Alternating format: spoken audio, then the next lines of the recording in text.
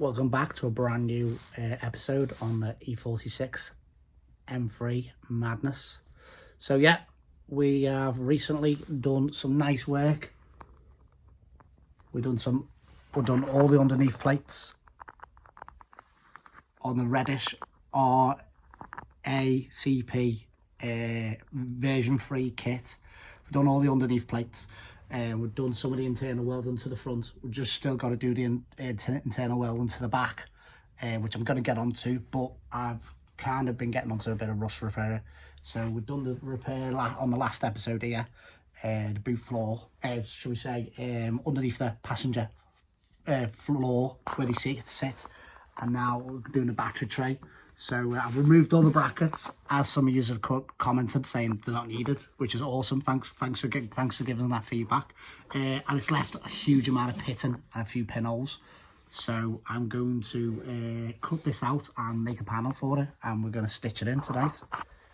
So yeah, I'm doing all this welding over Christmas. This is Christmas period. I'm off work for a couple of days. Mrs. won't let me do anything else, so she said I can come out here and play on the M3 for a bit. So let's get cracking, I'm just going to mark it out with Sharpie, try and keep it straight and square, and then we'll make it out of metal and the vise and see what we can do, see what we can make it look like.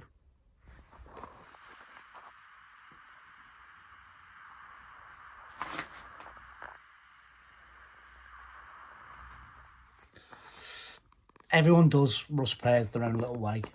Some people make like templates out of cardboard. I have done that in the past, but I do find it quite time consuming. What I tend to do is just cut the piece of metal out, and then I'll just make the metal to suit that piece of metal. That's how I find the best way. You know, I'll cut a section, bit of metal out of a sheet, a bit bigger than what I'm making, bend it to suit, cut it, trim it, and then bring it to the piece of work, and then trim it to suit, you know what I mean, and get it situated. That's how I find like the quickest way of doing stuff, really, and it's less time consuming, and like I can't make any mega special shapes, but I am quite pleased with that one. I think that one looks really good.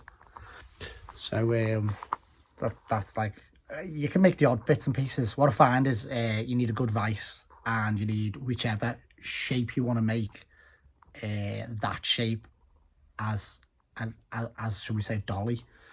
So that I had some circular pipe, and I just whacked a load of circular pipe into it to get the circular circumference, and then made the shapes after, you know, out of it. This one, it's just a straight right angle, isn't it, with a tiny little indent here, which I'll be able to make. That's no problem. So let's cut some metal out. Well, let's cut this out. Let's cut some metal out, and then I'll kind of show you a bit of the process of the way I do it, if I can.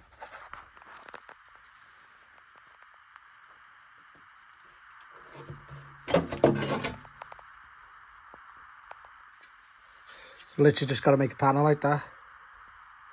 As I say, I used this in the last episode. Bought some metal blades from my multi-tool, and it's absolute boss, especially for when you're doing all the cutting inside the car and you don't want to wreck the roof line, and then the good old D-weld grinder, do you know what I mean? So I'll clean this up ready for welding, and then let's go and make a plate,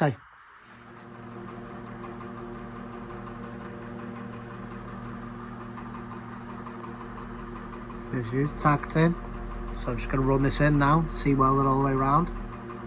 Nice, Made all these shapes with a socket. Just put a socket in the vise. Same here, socket in the vise, marked it out with a Sharpie pen. Socket in the vise, and a hammer. I've got like one of these, just a basic panel beater hammer, and a basic dolly, but I don't really use the dolly. I'd love to go on some sort of course, doing like a training course, you know, like for a bit of panel beating, and like should we say sheet metal, and making that be boss, that like.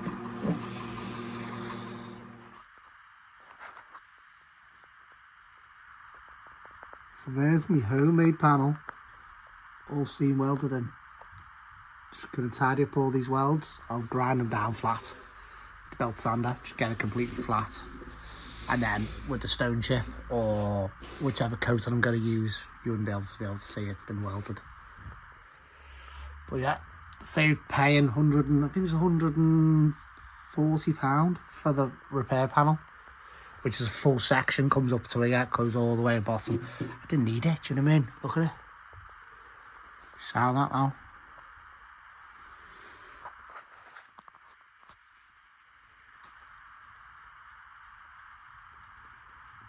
There she is with a smear of seam sealer. Weld ground down a little smear of seam sealer.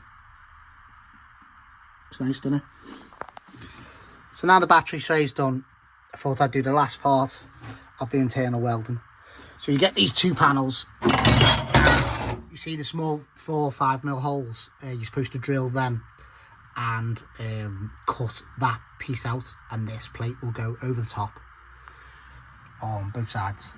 So let's cut them out, and this will expose the RACP for the back mount on the rear subframe. So let's do this. So you'll see the 4 holes spotted through. You line up these 2 up with the panel, and then you spot your 4 holes through, and you cut right across this. So I'll do a Sharpie mark across this, and we'll cut this out. Okay, here's that section removed with the drills, and you can see, like, I've hacksawed it out. Hacksawed it out with a multi-tool with a metal blade, mate. Absolutely awesome. Keeps, there's like no sparks. Imagine trying to get a grinder in there, I'd have to sheet off the whole car.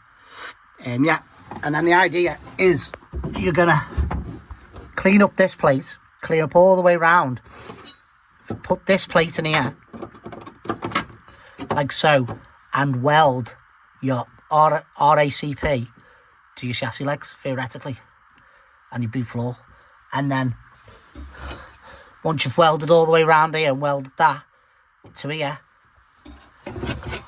then you've got this cover plate.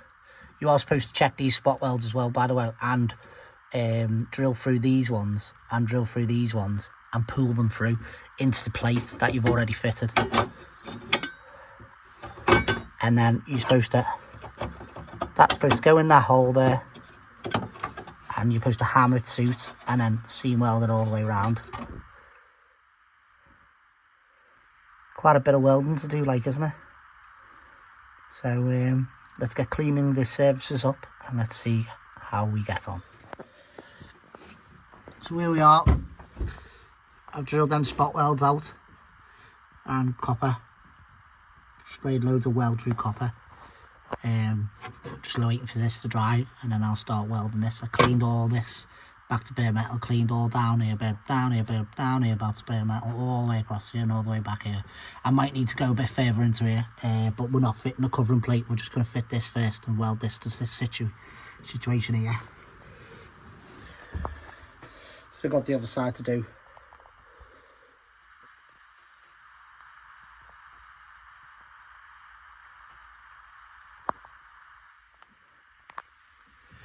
So that is kind of the finished product. I'll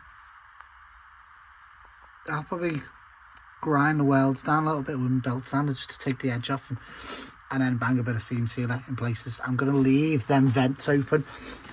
It does say in the kit to MIG weld them vents up, but I think you're just going to make more of a mess than what's needed. Plus it gives me access to get loads of cavity wax in there, doesn't it? This side I've just got that plate welded in today. And you can see welded in there. I've still got to do that plate welded on, but I'll do that next time I can get in the garage. So guys, that's going to be enough for this video. Hope you enjoyed it. Hope I give you a bit more of an insight of how much work it is to weld this. The guys at Reddish Motorsport say 40 hours. It's well more than 40 hours when you're doing it on your own, you know what I mean? That must be a team, I'm guessing. Like maybe 2 people on it. It takes ages to weld, like clean the plates up. It takes ages to cut them out, especially when you're taking your time. I suppose you could just blast through it. It took me ages to get the subframe off and that, you know what I mean, to do the job. But yeah, hope that gave you a little insight of how easy it is to do the job, do the work. I definitely would have would have done it again myself. I'm just the type of guy that I don't like paying for something that I can do myself, and I do enjoy the welding and the fabrication side, and I do have the odd bit of time in the garage. Do you know what I mean? We've hit it hard this Christmas, but yeah, I'm back to work tomorrow, so that'll be enough for today for a little bit, but it'll be like 4 days in work, and then I'll probably crack back on it. So yeah, next installment will probably when we are prepping and painting the underneath. So, right guys, hope you had a nice Christmas, hope you have a nice new year, and I will see you next year in 2026 for more M3 madness, and hopefully we'll get this back together and get it back on the road and do some rolling reviews and shit like that. Right guys, see you later. All team motors, please like and subscribe. So notice always subscribe. All team motors, please like and subscribe.